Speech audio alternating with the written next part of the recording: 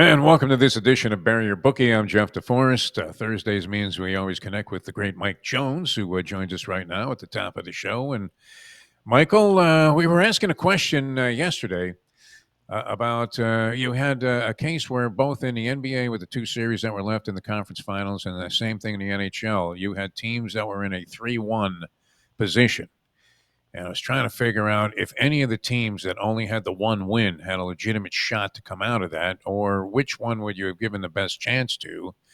And there was some debate, but it boiled down to nobody really thought that Carolina was going to bounce back and beat the Panthers, which, of course, they ended up, after being up 2-0 in the first period, losing in 5 games.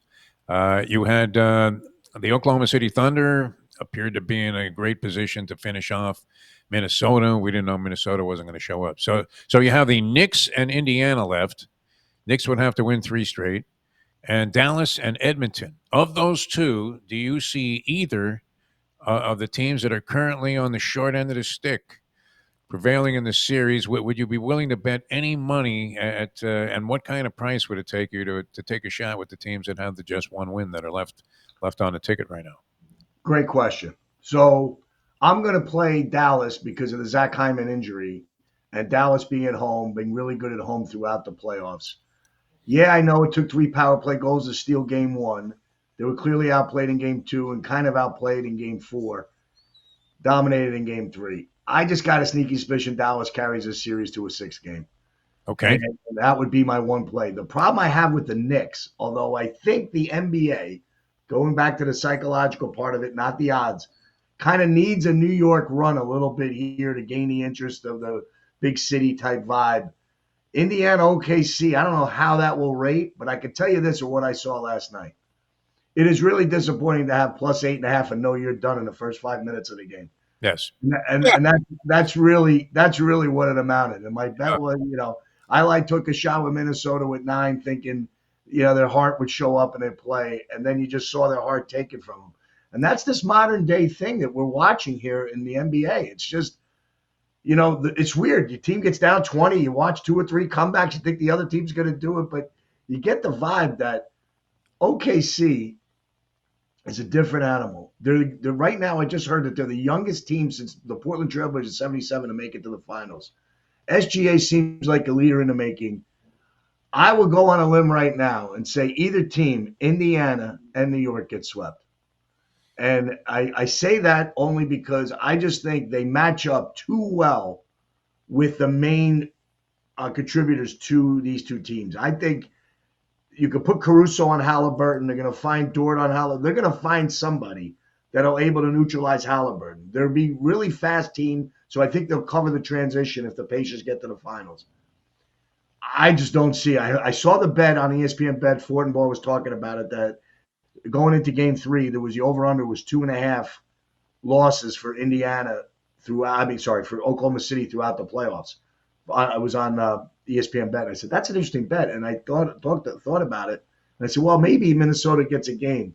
But does the finals get 2? I thought Minnesota was the best challenger at OKC out of the remaining 4 teams. Sure didn't look it. I turned it off. And the funny part is the one time I turned it back to the game last night, the Panthers scored 2 goals and tie up the Carolina game. So I need 2 TVs, and it's become an expensive take here trying to give out information. But it's amazing little run there for the sports. Part of the perils of having games being played in sync together, and you're trying to keep an eye on both from a betting standpoint. That's why they have casinos, I guess, and yes, books and sports bars are sports bars as well. Listen, we always talk about this in the media. It's kind of a contrived topic, but the network executives are going to be falling out of the building if such and such ends up being a matchup. So, think about it. Oklahoma City and Indianapolis. Mike Jones, when was the last time you said to your wife, you know what, sweetheart? We really ought to rekindle the spark here a little bit. Why don't we go to Indianapolis and have a good time? Never. It's a fucking dump of a city. They have a restaurant that's known for a shrimp cocktail, for God's sake. In the middle of the fucking country. It seems that is a town of zero appeal whatsoever. Outside of seeing like the peach basket that Larry Bird was shooting on when he was throwing up jumpers against the barn door. Nothing there. And Oklahoma City, same principle applies. Have you ever heard anybody say, "Oh, Mike, man, we just got back from Oklahoma City. What a fucking joint this place is. You got to go." No, never. I mean, so I would imagine that there's little interest because of the lack of flash of these two cities as being destinations that anybody can relate to. And I don't know. They need the Knicks badly, don't you think? Will Scott Foster being officiating tonight? Maybe they even bring back Tim Donaghy for this game. Yeah, you would think. I mean, the Knicks are a 4.5-point favorite. I don't see it. Can't pull a trigger on it, but I won't be surprised if the Knicks win tonight just because of the games have been, reasonably okay, throughout. I mean, you had the big comeback by the Pacers in game one, and then game two they won by a little bit, and the Knicks stunning game three, coming back from a 20-point first half deficit for the third time in the playoffs, which has been a record. You just look at it like you're just hoping the Garden crowd will probably be behind the team electric, just supporting anything to get a win and hopefully bring them back for a game seven. I think a game seven in this particular series would be wild. It would be awesome for basketball if they got it there. Yeah. I won't be surprised. The Dallas one I kind of favor a little bit, just the hockey the way it is, eliminating games and teams that are tough. I just look at it like, boy, it's going to be, it's going to be hard for the Knicks tonight. But I like Dallas in their position. I don't see either of those teams coming all the way back though and winning the series. No. I'm with you on that. Indiana appears to be a slightly better team than the Knicks, perhaps sparked by depth. And you have now Karl Anthony Towns, I guess, is somewhat suspect from a health standpoint for the game. Oh, then yeah, I didn't. But that would make the line drop, wouldn't it? I would see it to be down to 1-3 if he wasn't playing. Yeah, I would. Yeah, I didn't hear that, but I don't know that he's not going to play, but I don't know. And you never know what to believe anymore when you read articles online. Right. I mean, supposedly Rosie Perez wants me to marry her. Because she saw I like boxing. I mean, come on. How believable is that? All I need to do is give her my phone number and social security number, and she's going to call me. Yeah. If you're banking on that, you're probably a sucker for any bet that you could put out there. All right. What are you going to do in terms of you're going to take a little taste on the Stars tonight? Yeah, I'm gonna go on the Stars. Just thinking of Game 6 in Edmonton probably is the closer game for the Oilers, and we get the rematch in the Stanley Cup. We'll come back next week on Monday or Thursday and talk all about that. That should be fun. There's something inside me that thinks, I would never lay 4.5 with the Knicks, but you won't be surprised if the Knicks win this game. Oh, they'll be at the stripe. They'll shoot 50 free throws in this game. Yeah, right? I mean, it's you just don't know. It never seems amazing. But this is the disappointing thing about the NBA right now, Jeff. And it's really hard. You go up and you're into the game, maybe Minnesota will give an effort. And they get 9 points in the first quarter. Teams when a hard-fought defensive error in the 80s and 90s, that didn't happen. You didn't see single digits. If you did, it was like once in a blue moon. And it's like, I just don't know what's happening with the makeup of this. But the key component is who's doing this is OKC. And the more and more I watch them, the more and more they become the enjoyable watch of the league. And I'll tell you a quick one. There's a guy who's very close to the NBA that I talked to. And 2 years ago, they were 500-1 to win the NBA championship. Wow. When I had them probably in game 68, 69 of the season. And they weren't even a 10. I think they weren't even they were like 11 seeds. So they weren't even in the play-in tournament. But you just started watching it. The development of Holmgren was hurt. And he started seeing team is coming together. SGA was better. Jalen Williams was good. They had pieces. Josh Giddey was there at the time. And you looked around and you thought, man, this team's going to be good. And my buddy brings it up to me. He goes, man, you've been on this OKC team for a couple of years now. And I said, yeah. And the last year was disappointing when they got bumped at, second round, after being a 1 seed from Dallas. And it was just like, you just thought that this was going to be their come out year. And then winning 50 games by more than 10 points, which is unheard of. They've won now 68 games or 69 games by 10 points or more. Yeah. And it just shows their domination. And then you look at where the matchups are going to occur to them finals. Who is going to deal with Holmgren and Hartenstein? Yeah, I mean, it's just I don't see any big man. Is Robinson going to do it for the Knicks? Is Turner going to?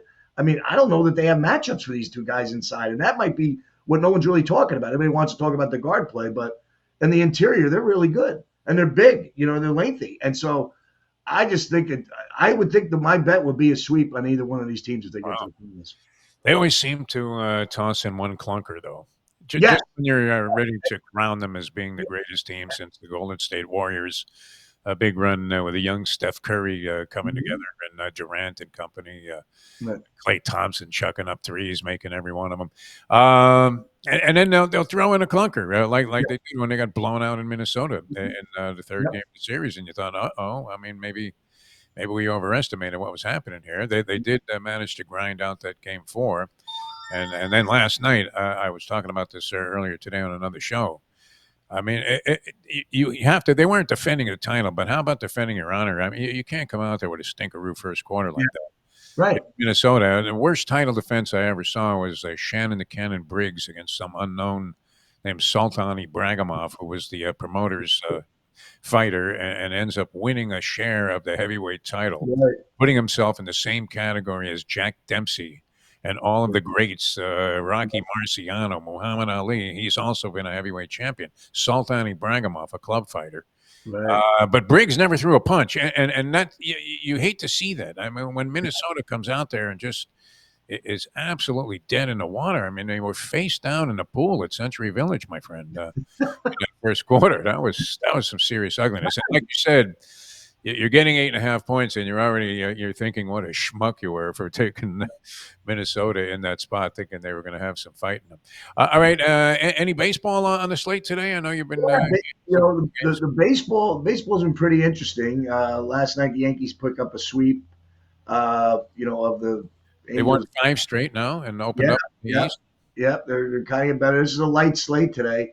Rays are playing pretty good ball. I might take a crack with Baz on the mound for the Rays today. That's an interesting. Seattle maybe a bounce backer after getting shut out last night. Will probably be two games I'm kind of looking at. I think the Braves have a doubleheader. That looks like a split coming. First game, I think the second game is Wheeler and Sale, which should be a great matchup, intriguing to for fans to watch it. The pitching has been pretty good. The A's go up to Toronto. Toronto coming off a road trip. That's always a kind of a bet against. But the A's have been struggling. They've won one out of the last 13, I think, or 14 games. So you kind of might lean a little bit to a Toronto Blue Jay game there. But a light slate today. Probably will come up with something. I'll throw it out on Instagram. Big Gunner 1984. But I think looking at it real quick, Rays are playing pretty good somehow. I've always thought they didn't have really a home field advantage in the Yankees' home stadium, but they're playing pretty well down there. Got 2 out of 3 against, got a sweep against Toronto, 2 out of 3 against Minnesota, so 5 out of the last 6. So it's a little bit, a little bit of a run going for Tampa. Yeah, moved into second place in the AL East behind the Yankees, who are surging right now. All right, Big Gunner podcast. You're going to drop another one next week, Tuesday, and you zero in on a lot of things that people are very fond of, including your beloved New York Giants. Yeah, the Giants right now we're in minicamp. Jackson Dart seems to be throwing darts. They're saying so. Yeah, The big conversation is online is where this guy's going to get his shot to come in and play. I think Russell Wilson obviously will start. I'd be very shocked if there's any other change other than that. But Giants open up with a brutal schedule. They go to Washington and to Dallas and then come home to play the Chiefs and the Chargers.